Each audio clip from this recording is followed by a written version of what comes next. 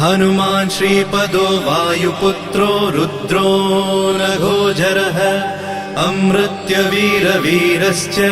ग्रामवासो जनाश्रयः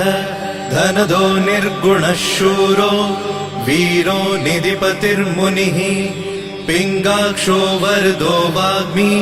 सीताशोकविनाशकः शिवः शर्वः परो व्यक्तो व्यक्ताव्यक्तो धराधरः पिङ्गकेशः पिङ्गरोमा श्रुतिगम्यः सनातनः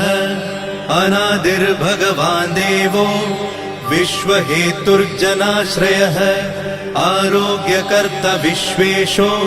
विश्वनाथो हरीश्वरः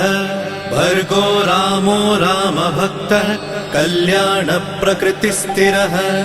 विश्वम्भरो विश्वमूर्तिर्